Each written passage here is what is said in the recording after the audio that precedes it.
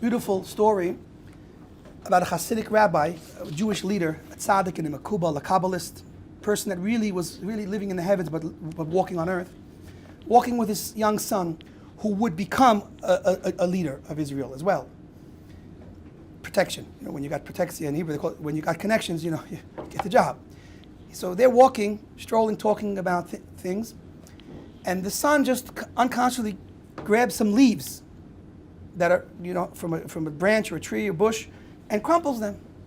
And the father stops him and says, "My son, in that moment where you grabbed those leaves and crushed and crumpled them, were you conscious that you're part of God's world, you're a visitor here in God's world? Were you respecting and appreciating that you're in God's world when you did that?"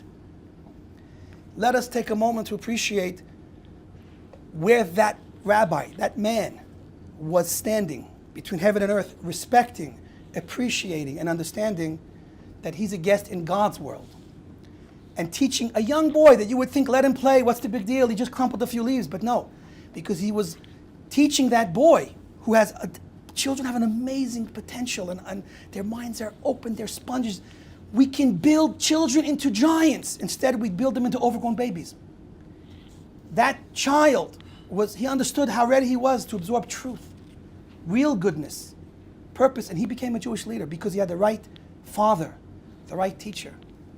Today, fathers are not teachers, and I include myself in that, unfortunately, on some level. We are just, banks. We're a bank, we're a supermarket, we're a grocery store, we're a sneaker store. Right now we're dealing with Cole Haans. That's the shoe on the market right now that my son wants. So unfortunately, sometimes we as parents can become physical providers. We provide clothing, we provide food, we provide shelter, but what does it mean to really be a father and mother? What does it mean to nurture? What does it mean to raise? What does it mean to have a real child, so that you can only understand when you look at the story of Esther. Esther was an orphaned girl, and she was raised by her uncle Mordechai. And over there, it says that Mordechai was Omen et Hadassah. Mordechai literally raised, built, helped create, was a partner in creating Hadassah, which was Esther, the heroine of the story.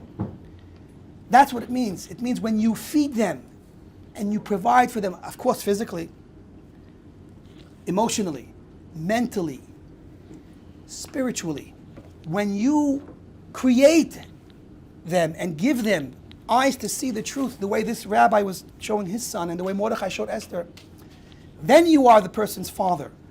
And that is why a teacher, a rabbi, you don't have to be literally rabbi, you could teacher, someone who teaches his neighbors, child, Torah, it's as if he gave birth to him as well.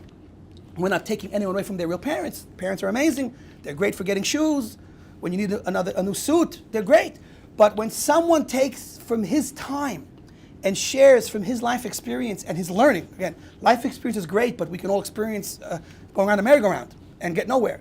So life experience together with education, with learning, with truth, not just, we'll call whatever we want art, and it's actually a nude magazine, we call it art. That's not what we mean. We mean when you search for truth and you've lived and you've earned the right to be listened to because you worked hard, and you share that time of yours and wisdom of yours with those younger than you, those that know less than you, you in some way are creating them. You're helping to create them. You're helping to build them. And you're like their parent as well. That's why your students are considered your children.